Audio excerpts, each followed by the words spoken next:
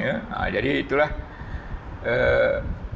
message daripada penciptaan manusia ni hanya ilah. Selalu saya sebut, bila ada tidak kemudian ada ilah, maka arti yang sebenarnya adalah hanya. Maknanya apa? Aku ciptakan jin dan manusia tu hanya untuk menyembah. Kalau nak katakan hanya saja. Kalau nak kata biasa macam tadilah. Dan aku tidaklah menciptakan jin dan manusia kecuali untuk menyembah aku. Tak mantap. Jadi bila ada tidak kemudian ilah, hanya. Jadi aku ciptakan jin dan manusia hanya. Hanya tu maknanya tak ada lain. Tak ada lain selain daripada mengibadati aku, beribadah kepada aku, menyembah aku, jadi kuli aku, jadi hamba aku. Itulah apa namanya message dari penciptaan. Dan itulah apa namanya ni seruan-seruan semua nabi dari dulu. Semua risalah, message masing-masing rasul adalah ibadah kepada Allah Subhanahu wa taala. Tak ada dalam kitab tuan saya panjangkan sikit. Surah Yasin yang selalu kita baca. Alam a'had ilaikum ya bani Adam alla ta'budu syaitan innahu lakum aduwwum mubin wa ani'buduni hadza siratun mustaqim. 60-61 Yasin. Apakah tidak aku dah ambil perjanjian pada kamu wahai anak Adam? Bukankah aku dah ambil perjanjian pada kamu? Allah ta'budu syaitan, jangan kamu sembah syaitan. Ya. Sembah tu apa ni? Berkawan, minta tolong, ya. Takut, tunduk pada syaitan. Innahu lakum aduwwum mubin. Syaitan tu adu, musuh yang nyata. Itu satu janji. Ini janji Tuhan dah diambil kepada anak Adam ni, jangan sembah syaitan. Yang kedua janjinya, ani'buduni, mestilah kau sembah aku. Jadi kaji kita, ani'buduni, aku dah ambil janji pada engkau ibadati aku, esakan aku dalam beribadah. Hadza siratun mustaqim. Itulah jalan yang lurus, itulah jalan yang betul. Tambah lagi, saya ada baca buku Yusuf Qaradawi ni. Fala ajaba, maka tak heranlah bahawa maksud matlamat yang paling agung daripada pengutusan semua nabi-nabi dan rasul-rasul dan menurunkan kitab-kitab samawi. Apa matlamat semua ni?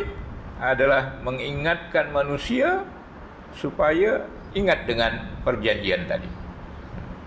Apa dia? Ya qaumi ibudullah.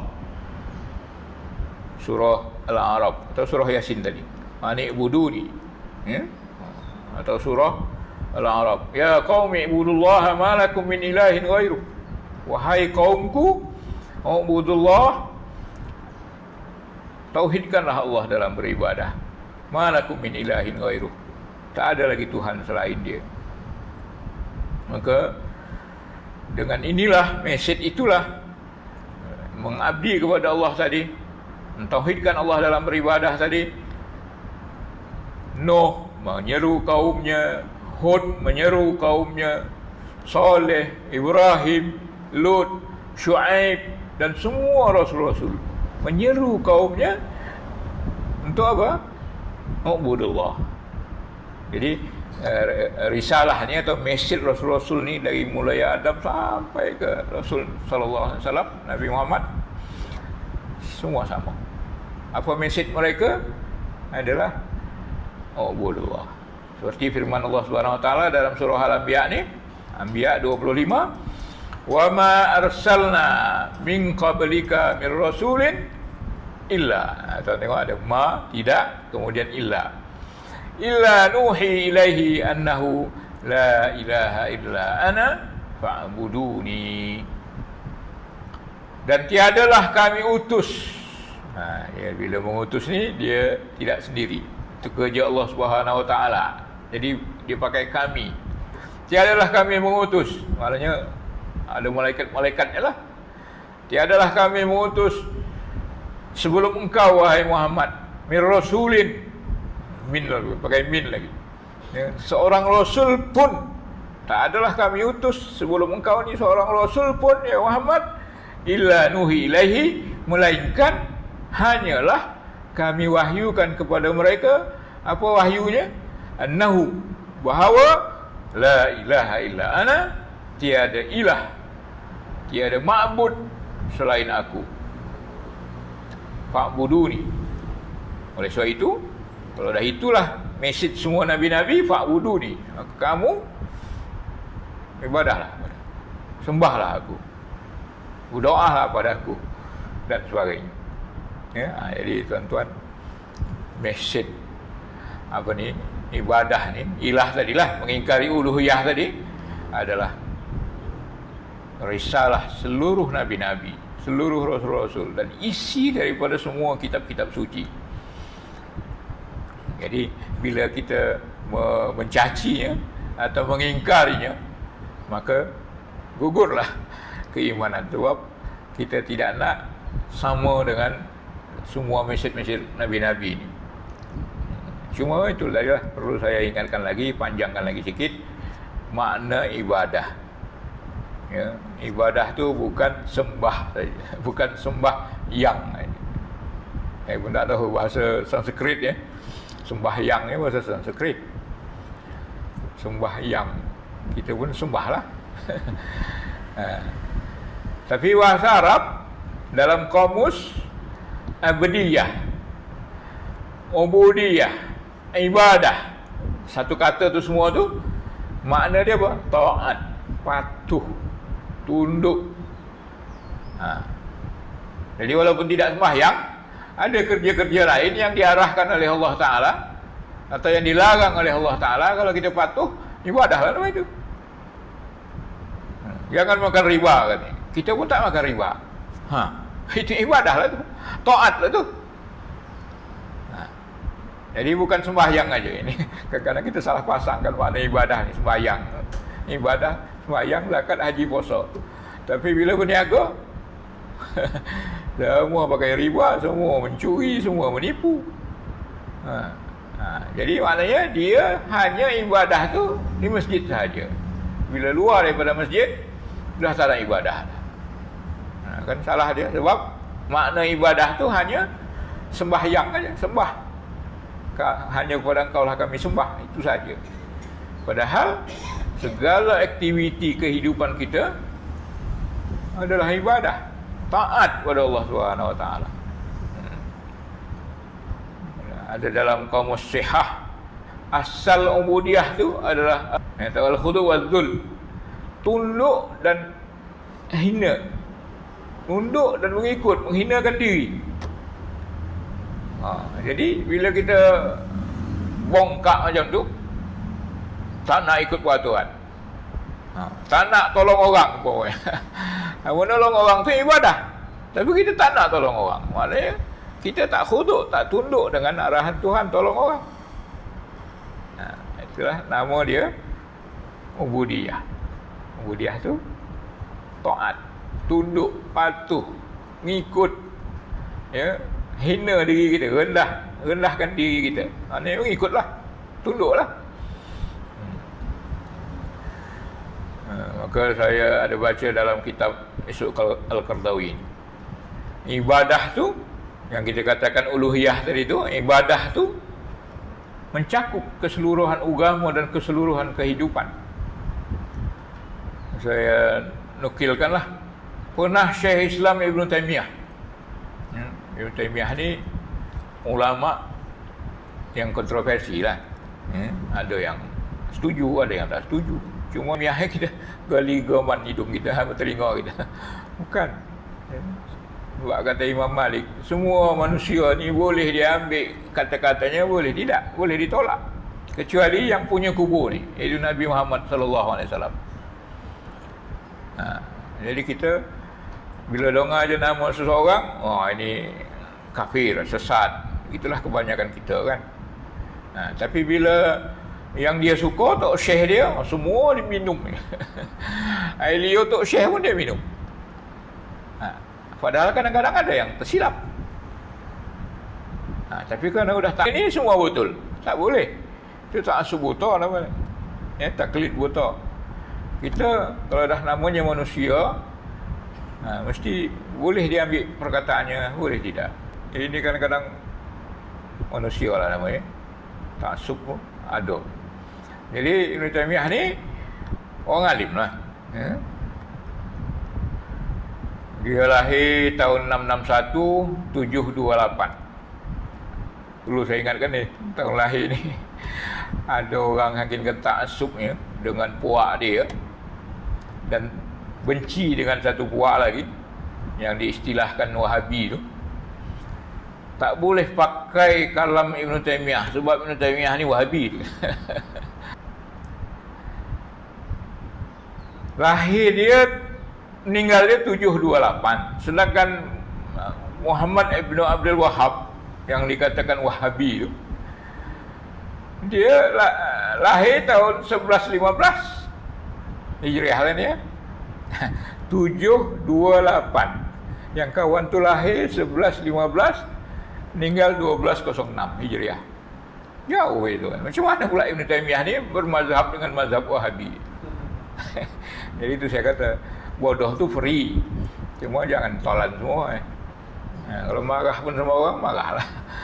Tapi jangan tunjukkan bodoh. Jadi tuan-tuan, apa kata Syekh Ibn Taymiyah ni? Ditanya orang dia. Ini saya ambil dalam kitab Sukardawi. Ya ayuhan nas, ditanya orang. Dalam ayat tu, ya ayuhan nas, ubudu rabbakum. Wahai manusia, beribadahlah kepada Tuhan kamu. Manusia, orang-orang ramai tanya dia, mal ibadah? Ya. Apa ibadah itu sebenarnya? Apa cabang-cabang dia?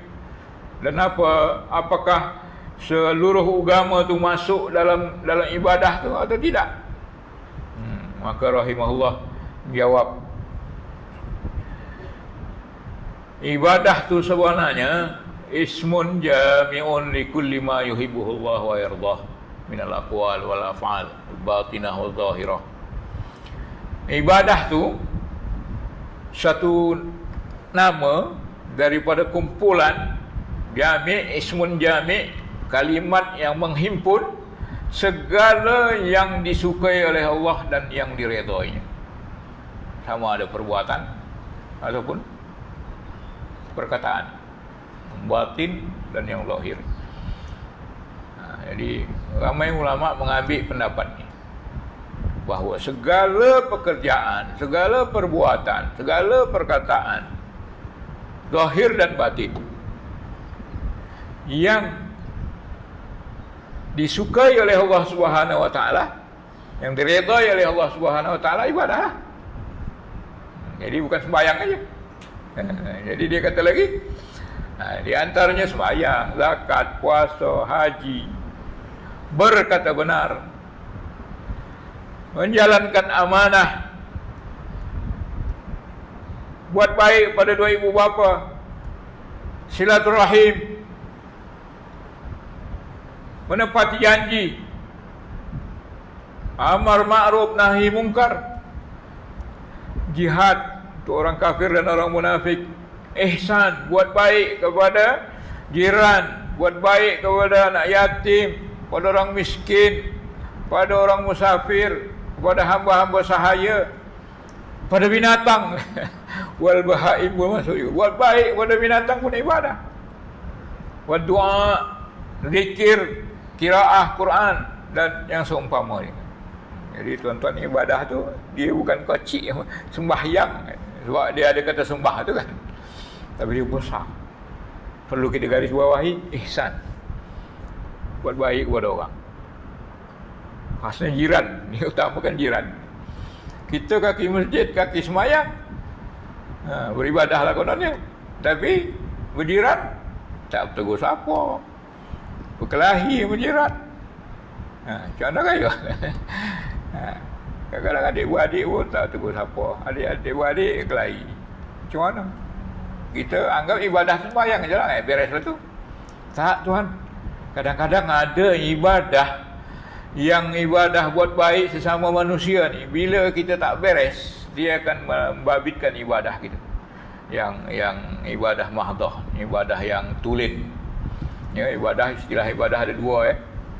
Ada ibadah mahdah, ibadah tulen sembahyang, ya, perbuatannya ibadah, ucapannya ibadah, ya, memang betul-betul ibadah lah, macam sembahyang lah. Itu namanya ibadah mahdah. Ada ibadah ghairu mahdah, ibadah yang tidak macam ibadah tu. Senyum, dia tak ibadah. Ya, senyum ibadah. Bagi orang minum, bagi binatang minum, itu tidak ibadah. Ya. Tapi bila kita niatkan